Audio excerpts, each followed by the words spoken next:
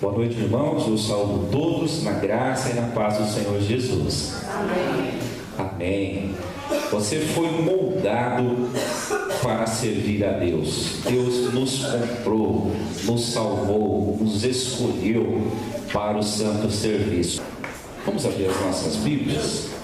Segunda carta de Paulo aos Coríntios. Penúltimo capítulo, capítulo 12.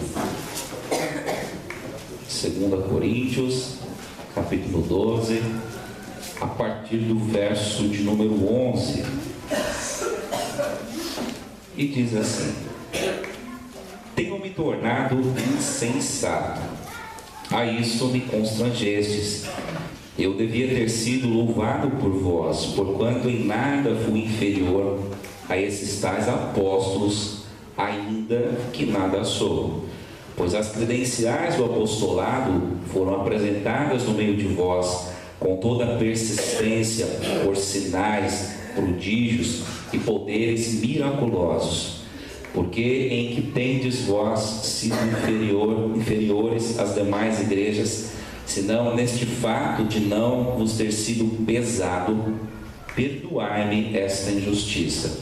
Eis que pela terceira vez estou pronto a ir ter convosco, e não vos serei pesado, pois não vou atrás dos vossos bens, mas procuro a vós outros.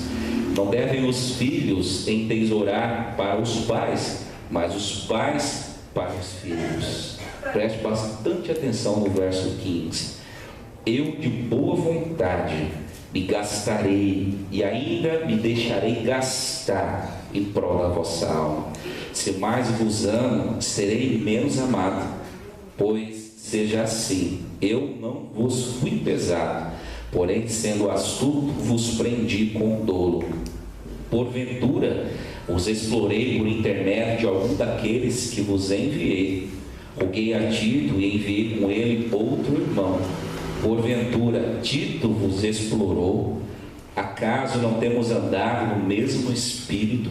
Não seguimos nas mesmas pisadas até aqui? Irmãos, nós vamos começar hoje uma série de meditações, 3 mensagens inicialmente, com o seguinte título: ir na igreja é fácil, difícil mesmo é ser igreja. Ir na igreja é fácil, o difícil é ser igreja. Vamos lá. A gente precisa conceituar o que é igreja. É uma pergunta importante. Eu sei que você sabe o que é igreja, nós temos trabalhado isso, mas vamos tentar vamos de novo lembrar o que é e o que não é igreja, para a gente ir construindo aqui o nosso pensamento da noite. Tá? Então vamos lá. Para a gente falar o que é igreja, igreja não é conhecimento a respeito de. Eu posso ter muito conhecimento teórico, bíblico até, certo nível teológico, muito conhecimento especulativo a respeito de igreja, muita opinião a respeito do que é igreja, mas mesmo assim não tem a menor noção do que é de fato, de verdade, viver igreja, ser igreja, transpirar igreja. Igreja, irmãos, não são os cargos, porque eu posso até ter um cargo bacana na igreja e ainda assim está equivocado no que diz respeito a ser igreja. Igreja, meu irmão, não são os ministérios, não são os departamentos, não são os eventos. A igreja não é o templo, embora tudo isso seja muito, muito importante para a nossa vida, para a nossa organização, para que a gente vá tocando as coisas até enquanto Jesus não volta para nos levar para si mesmo. Tudo isso é importante, mas isso só não é igreja. Por quê? Porque se nós subtrairmos tudo isso, você continua aqui, eu continuo aqui, e nós somos a igreja. Eu quero remeter você ao que o próprio Senhor Jesus vai dizer: pois onde se reunirem 2 ou 3 em meu nome, ali eu estou no meio deles. Igreja é gente, igreja não é lugar. Nunca se esqueça disso. Nós temos que falar isso até isso ficar impregnado no nosso coração. Igreja não é banco, igreja não é só disposição teológica, igreja não é só liturgia, igreja não não é só disposição dos móveis, igreja não é só aquilo que nós cantamos, igreja não é só a tradição, a igreja é o seu coração, a sua vida. Igreja é gente reunida, qualquer gente reunida? Não, segundo a Bíblia, gente reunida em Jesus, gente reunida por Jesus, gente reunida com o próprio Senhor Jesus. E é importante então, irmãos, nós observarmos que existem algumas coisas que são intrínsecas no ser igreja, algumas coisas que devem estar no nosso DNA, enquanto povo de Deus, enquanto esse rebanho que se reúne em Jesus, com Jesus, para a glória de Jesus. O Evangelho apresenta alguns pressupostos que são inegociáveis naquilo que é ser igreja, irmãos, pressupostos bíblicos que estão no DNA desse povo, que Jesus vai chamar de noiva, de igreja. Eu quero falar de 3 coisas então que fazem parte dessa identidade, que são muito mais profundas do que frequentar um templo, do que frequentar um lugar de reunião, do que ter um título, do que ter uma carteirinha de membro no bolso. Abro um parênteses, eu me lembro na adolescência, quando alguém me falou, olha o que eu tenho, e era uma carteirinha de membro da igreja. Lembra? Quem chegou a ter carteirinha de membro da igreja? E rolava um negócio assim, né? A gente era uns adolescentes meio doidos na vida, não entendia nada do Evangelho, mas a gente ficava assim alucinado para membrar na igreja, porque a gente queria uma carteirinha de membro da igreja. Ser membro da igreja é muito mais do que uma carteirinha que diz lá, fulano Beltrano, no dia tal, do mês tal, do ano tal, passa a ser membro do hall, né? Olha que nome bonito, hall, seu nome está onde? No hall de membros da igreja. Mas ser igreja é muito mais que ter um nome num hall de membros, porque eu posso um dia ter colocado o nome lá nesse abençoado, nesse hall de membros, e ter deixado de ser igreja sem perceber. E me permita dizer uma coisa, a gente não sabe a curva de uma vez, a gente não deixa de ser igreja ou viver o que é igreja de uma vez, a gente vai saindo aos poucos, a gente vai desalinhando com Jesus aos poucos, a gente não sai de uma vez, porque o pecado é sutil, a rebeldia do nosso coração é muito sutil, então a gente vai cedendo, fazendo concessões, nós vamos fazendo acordos, vamos desculpando, e quando a gente percebe, a gente está frequentando o templo, mas a gente não tem mais certeza se a gente é igreja.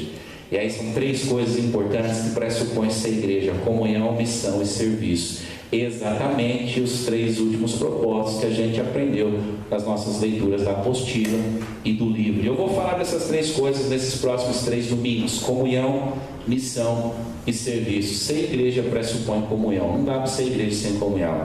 Ser igreja pressupõe missão. Se você é crente, você tem uma missão a cumprir. Igreja pressupõe serviço. Então vamos falar, e não necessariamente nessa ordem. Então eu quero falar hoje sobre serviço, porque hoje a lição da Escola Bíblica Dominical e a leitura da semana foi essa: você foi formado para servir a Deus, e o cristão não servo é uma contradição. Me permita conceituar o termo serviço, né?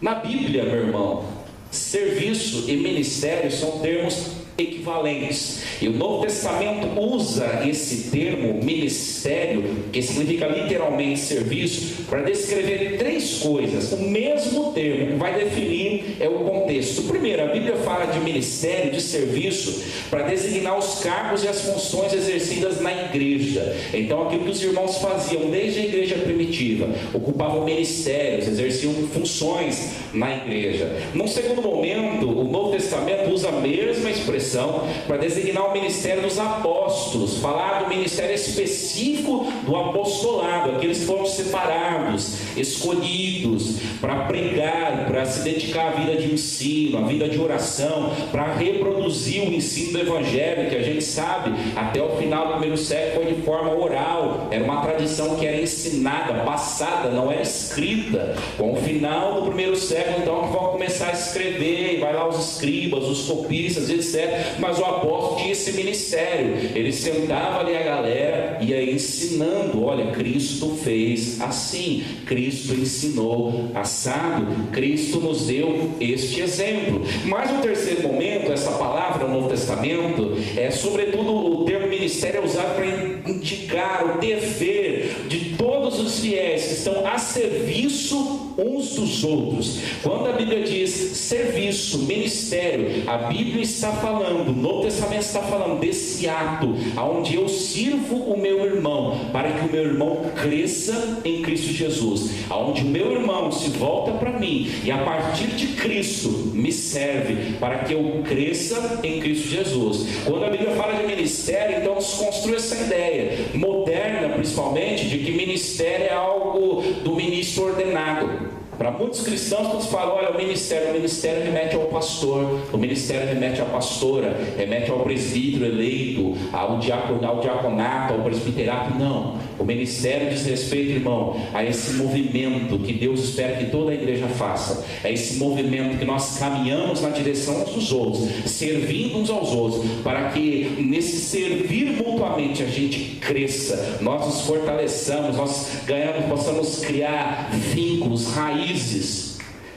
O JJ Von Almen, e se você quiser saber quem é o cara, aqui na biblioteca, na nossa biblioteca, há um belíssimo exemplar do vocabulário bíblico desse camarada, o JJ Von Almen, um grande teólogo protestante reformado. Ele vai dizer o seguinte: não é por pobreza de vocábulo que o NT usa a mesma palavra em 3 acepções diferentes, mas para salientar que a igreja é o corpo vivo de Cristo, que cada membro desse corpo é ativo em seu próprio papel, com vistas à plenitude da vida comunitária. Olha que coisa linda, irmãos. E quanto mais eu sirvo a você, e quanto mais você me serve, mais a nossa vida cristã floresce, mais a comunidade floresce, mais a comunidade cresce, mais a vida de fé, meu irmão, toma contornos, formas, força no serviço cristão.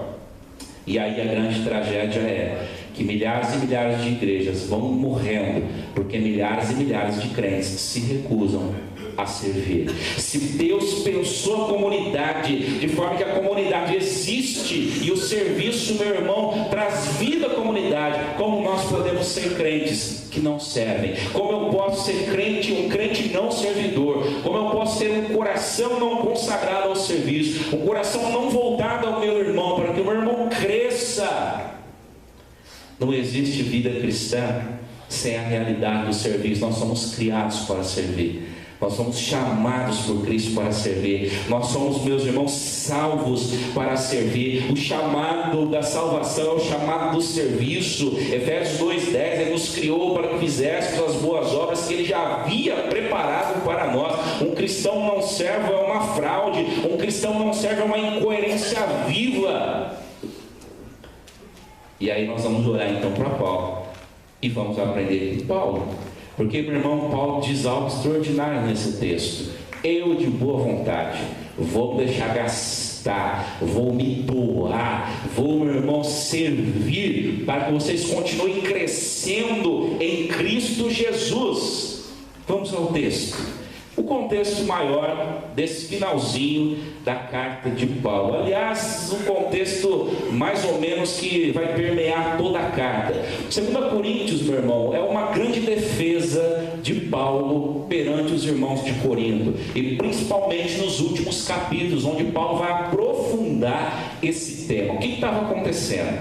Paulo gastou alguns anos da sua vida na cidade de Corinto, construindo a igreja, pregando, falando, treinando pessoas, elegendo líderes, enfim. E quando Paulo se ausenta, na ausência do apóstolo Paulo, alguns outros apóstolos, e isso fica claro já no verso 11, alguns falsos apóstolos se achegam à igreja e começam a ensinar outras doutrinas. Só que não é fácil ensinar combatendo com o apóstolo Paulo. E o que eles fazem então? Eles começam estrategicamente tentar desmerecer de alguma forma a pessoa de Paulo. E qual é o argumento que eles usam? Há alguma coisa acontecendo aqui no texto. Esses falsos apóstolos cobravam pelos seus ensinos, cobravam tributos pesados. E o que eles dizem então? Olha, nós cobramos e é lícito que vocês nos paguem pelo nosso ensino.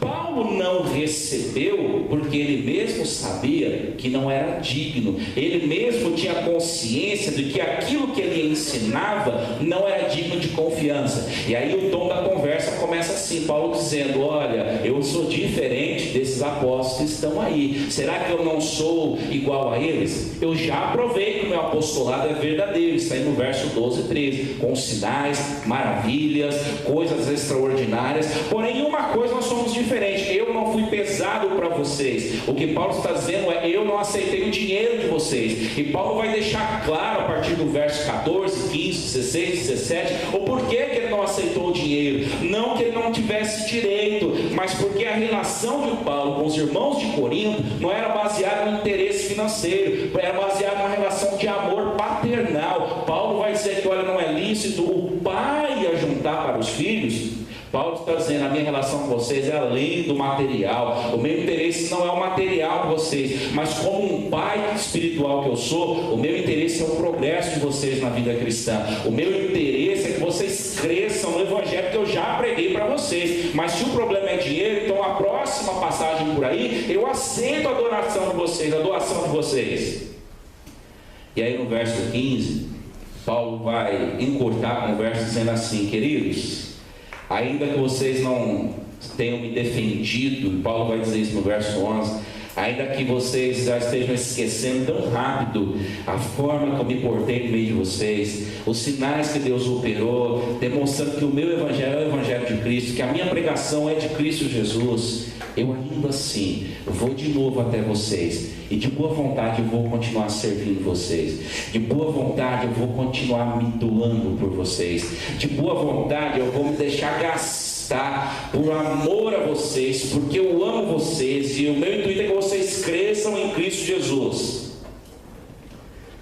Essa expressão do verso 15, me deixar gastar, esse gastar que aparece no verso 15 não tem nada a ver com dinheiro, mas é gastar a vida, gastar o tempo, é se gastar emocionalmente, se gastar espiritualmente. Veja, irmãos, para Paulo não há reservas. Paulo está dizendo aqui: eu vou servir da forma que for possível, porque eu quero que vocês cresçam. E aí nós precisamos nos fazer algumas perguntas. Estamos dispostos a nos comprometermos em amor, servindo uns aos outros, para que cresçamos em Cristo? Nós estamos dispostos, irmãos, a crescermos e nos comprometermos uns aos outros em amor para crescermos em Cristo Jesus? A primeira grande diferença entre ir na igreja e ser igreja é que quem vai na igreja não se compromete com ninguém. Quem é igreja se compromete com todo mundo. Quem vai na igreja, meu irmão, não se preocupa com o crescimento de ninguém. Quem é igreja cresce e quer que o seu irmão cresça também em Cristo Jesus. Quem frequenta a igreja, quem consome igreja, quem consome religião, quem simpatiza com religião, meu irmão, não se compromete em amor, não se doa em amor. E a grande pergunta é: ser igreja, o grande desafio é, melhor dizendo, ser igreja requer que eu me comprometa com você para que você cresça, e requer de você que você se comprometa comigo para que eu cresça. Com quem nós estamos comprometidos? Com quem, meu irmão? Para quem eu tenho me doado para que esse irmão cresça na fé em Cristo Jesus? Para que essa família cresça, para que esse jovem cresça, para que esse adolescente cresça? Com quem eu tenho me doado para que a vida do meu irmão possa experimentar a cura da alma, a cura do coração, a cura do caráter? Com quem eu tenho me comprometido para que o meu irmão, de fato, de verdade, experimente discipulado como algo cognitivo, afetivo na caminhada da fé? A diferença de vir na igreja, de ser igreja, é que quem vem na igreja não se importa de caminhar sozinho, mas quem é igreja não caminha sozinho. Com quem nós estamos comprometidos? Pensa bem, meu irmão. Tudo vai depender de quem é o seu modelo. E aqui vem algo maravilhoso no texto. Quem é o seu modelo? Quem é o seu exemplo? Porque a gente não se compromete com ninguém para ser igreja e crescer junto e servir para o outro crescer, se a gente tiver modelo errado ou modelos errados. Eu tenho comigo que o modelo de Paulo é o próprio Jesus Cristo, porque Paulo muito corajosamente, quando afrontado, ele vai dizer assim: o negócio é o seguinte, sejam meus imitadores, porque eu imito quem? Ele fala? Quem? Cristo.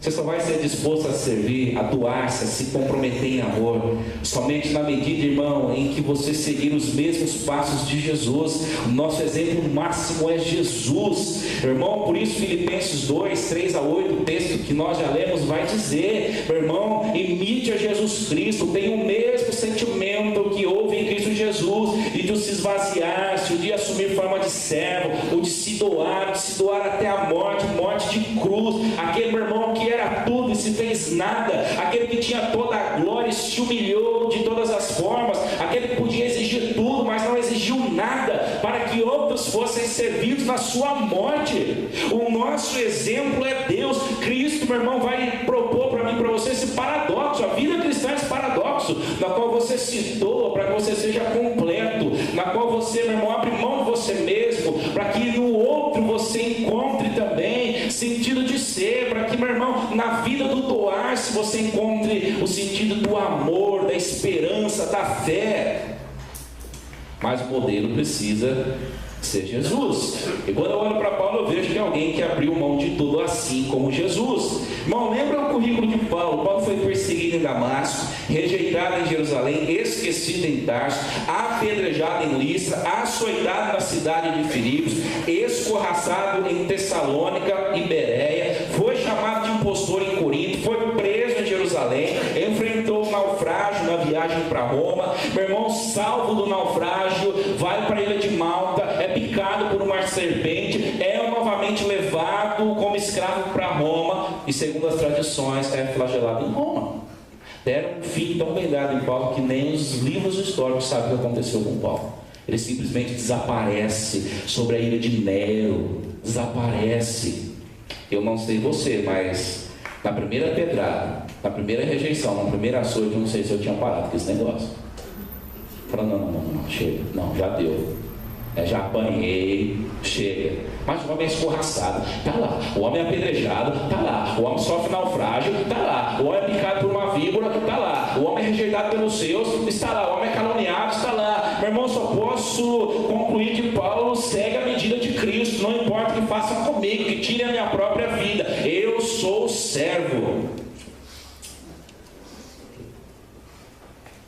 James Bryan Smith, o homem que escreve uma trilogia, um livro chamado Maravilhoso e Bom Deus, e num segundo livro chamado A Maravilhosa e Boa Comunidade, me fugiu agora o nome do terceiro livro, mas esse livro, A Maravilhosa e Boa Comunidade, eu quero compartilhar com você essa expressão que esse pastor diz. Olha que coisa interessante.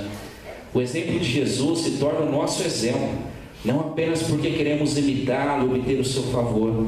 Servir as outras pessoas é a maneira mais sublime de viver. Querer e precisar ser servido pelos outros não é um fator gerador de vida, mas um fator destruidor de alma. O Rei de todas as coisas veio para servir. De certo, o maior ato de amor é entregar a si mesmo pelo bem de outros. Quem é o seu exemplo? Se o seu exemplo é Jesus, servir não é um problema para você. Se o seu exemplo, meu irmão, é Jesus, doar-se pelo bem do outro não é um problema para você. Se o nosso exemplo é Cristo Jesus, nos esvaziarmos dos nossos direitos, nos humilharmos, meus irmãos, nos calarmos para que o outro cresça, para que o outro seja abençoado, não é um espanto para nós. Se o nosso exemplo é Cristo. Quando nós lemos o livro da Vida com Propósito, eu achei fantástico uma comparação que o Rick Warren faz na questão do serviço. Ele fala dos dois oceanos, lembra? Ele fala dos dois tipos de mar, o mar morto e o mar da Galileia. E ele faz a seguinte comparação: um tem vida e o outro não tem vida nenhuma. E qual é a diferença dos dois? Os dois estão lá na mesma região, estão lá para aqueles lados lá da Palestina, os dois aparecem na Bíblia, mas a diferença é, o mar da Galileia é vivo, é pulsante, a vida acontece ao redor do mar da Galileia, há verde, as coisas renascem, as coisas brotam, as coisas se multiplicam, as pessoas se servem dele. A grande diferença é, o mar da Galileia deságua, o mar morto não deságua em lugar nenhum, ele só retém, só recebe. Quando nós temos Jesus, nós não nos contentamos em reter, mas quando nós imitamos a Jesus, nós só nos contentamos quando nós desaguamos amor, graça e misericórdia na vida do outro. Segunda coisa que a gente olha para esse texto: quem não passa pela cruz não consegue servir. Eu vejo isso na vida de Paulo também. Saulo era um homem arrogante. E percebe que eu disse Saulo. Paulo tem esse lance de personagem da Bíblia que muda de nome, né? Jacó vira Israel, Abraão vira Abraão, Sarai, Sara. Eu acho significativa essa mudança, Saulo para Paulo. E essas mudanças são muito significativas porque nós somos pessoas que foram no cartório e disseram: olha, eu não cansei de se chamar por Saulo, de ser chamado por Saulo, eu quero chamar Paulo agora. Essas mudanças são feitas por quem na Bíblia? Por quem? Por Deus. Por Deus. Porque, sabe para quê? Para contrastar o tempo onde Deus não trabalhou nessa vida e o tempo onde Deus trabalhou nessa vida.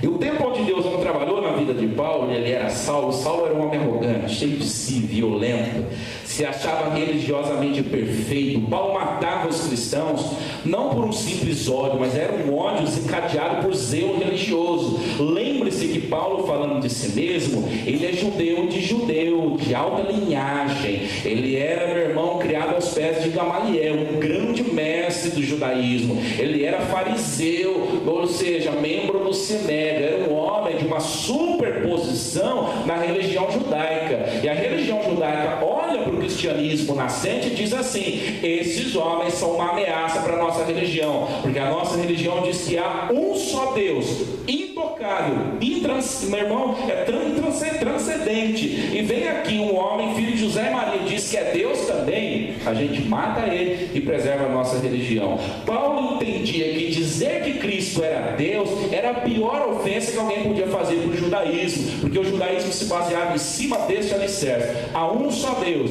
somente ao teu Deus, diz lá os mandamentos, adorarás. Quando Paulo olha e vê pessoas adorando a Jesus, ferve o sangue dele. Ele fala: não é possível, isso é a maior heresia do mundo. Então veja bem, querendo fazer o bem, ele acabava fazendo o mal. E o que ele faz? Eu resolvo, porque eu posso transitar pelas estradas de Roma, porque além de tudo eu sou romano. Então Paulo pega cartas de autorização para andar pelas estradas, porque precisava de autorização dos romanos. Paulo, meu irmão, se faz valer da sua sagacidade filosófica, da sua capacidade de argumentação, e ele vai então de cidade em cidade, vila em vila, matando. E a Bíblia diz, testemunho do próprio Paulo, que ele arrastava os cristãos e passava a fio da espada. Você se lembra do primeiro diácono, quando ele morre, Paulo consente na morte de Estevão. Assim que Estevão é apedrejado, alguém deposita aos pés de Paulo as roupas, as vestes de Estevão, e dá a impressão então que ele se sente satisfeito com aquela situação, né? Ele estava falando contra a religião, isso aqui já foi, vamos para o próximo. Mas há um momento onde as coisas acontecem, e Paulo indo para uma viagem dessa, você já conhece o texto. Jesus aparece para Paulo: eu tenho comigo. Quando Jesus fala, a gente sabe que é Jesus falando, e Paulo segue no chão, diz: quem és tu, Senhor, que fala comigo? Quem és tu? Senhor. E aí vem toda aquela história, ele fica cego, vai para a casa de Ananias. Ananias tem uma visão, porque ninguém queria receber Paulo, e lá ele lava os olhos de Paulo, batiza Paulo e cai as escamas, e Paulo então é uma nova criatura em Cristo Jesus. Mas veja, meu irmão, aquele homem arrogante, sanguinário, extremamente rude, meu irmão, de um cuidado, de uma truculência exagerada, um zelo religioso fanático, ele muda, e muda quando? Quando ele é confrontado pelo Cristo ressurreto, quando ele é confrontado pela cruz de Cristo. E eu comparo esses dois Paulos, Saulo e Paulo, o homem que escreve lá em Gálatas dizendo assim: estou crucificado com Cristo, logo já não sou eu, mas mais quem vive, mas Cristo vive em mim. E esse viver que agora tenho na carne, vivo pela fé no Filho de Deus, que me amou e a si mesmo me entregou. Paulo serve, meu irmão, porque ele foi tocado pela cruz. O encontro com a cruz nos quebra, o encontro com a cruz nos quebranta. Quando eu vou com o encontro com a cruz, a primeira coisa que morre é o nosso eu. A grande dificuldade para o serviço, meu irmão, é o nosso ego. E enquanto meu ego não morre na cruz, a verdade é, eu nunca vou servir ninguém, porque o meu eu está em primeiro lugar, a minha vontade está em primeiro lugar, as minhas dores vão doer mais, as minhas dificuldades vão ser mais emergenciais, a minha vida vai sempre precisar de mais atenção. Enquanto eu não morro na cruz, eu não percebo a dor do outro. Enquanto eu não morro na cruz, o meu ego me cega para a necessidade do meu irmão.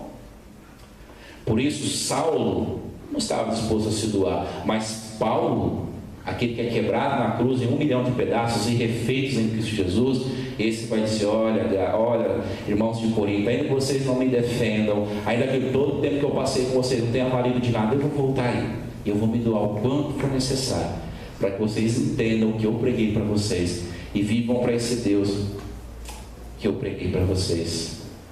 Quem não vai à cruz com Cristo nunca estará disposto a servir, a se gastar pelo próximo, pelo reino e nem por coisa nenhuma.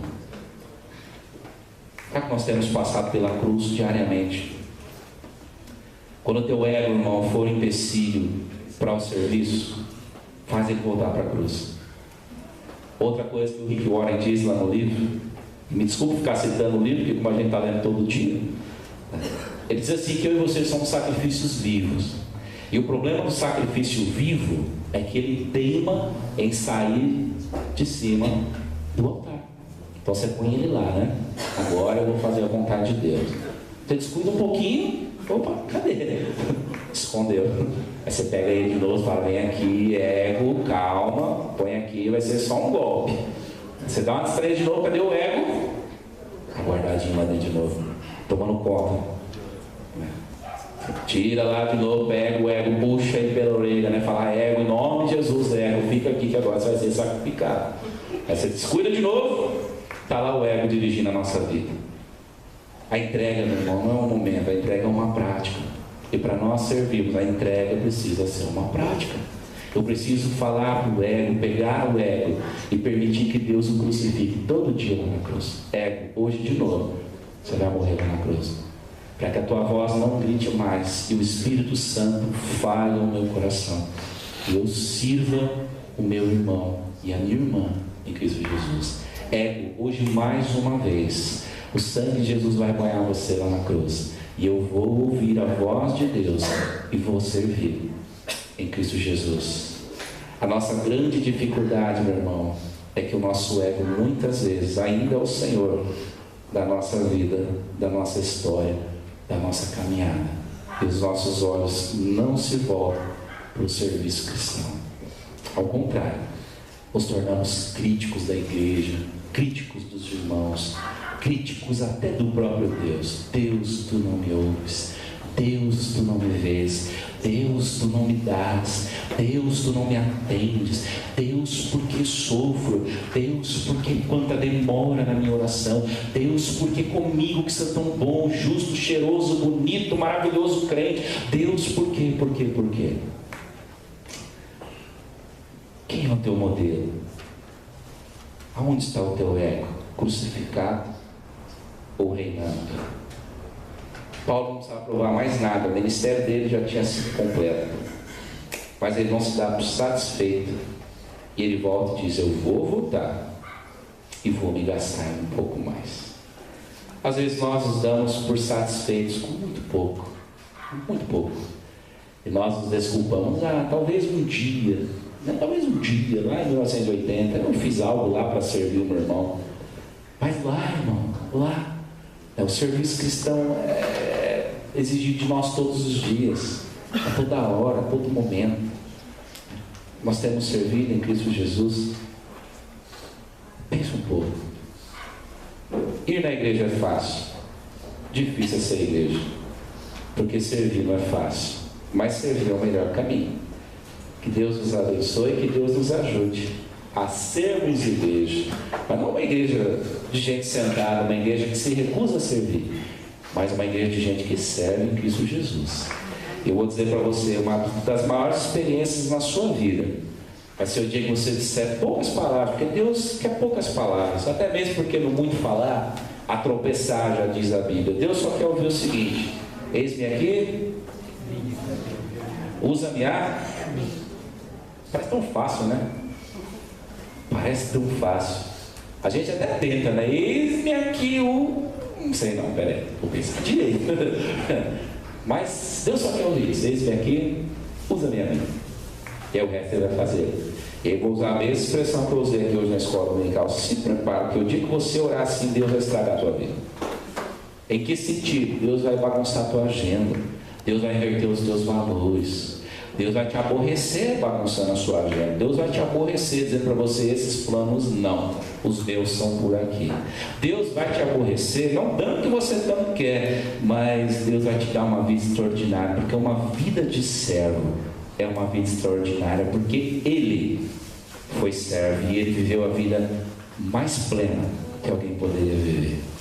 Então, meu irmão, talvez para a tua vida ser um pouco mais plena, experimente servir.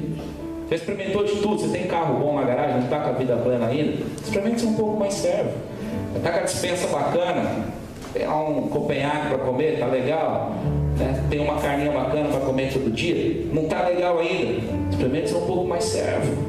Está usando um sapato bacana e ninguém está descalço aqui, está frequentando shopping, está levando o filho para assistir filme no cinema, não está completa a vida ainda, experimente servir um pouco, né? Está tudo certo na tua vida, está tudo assentado, mas a vida está desorientada por dentro.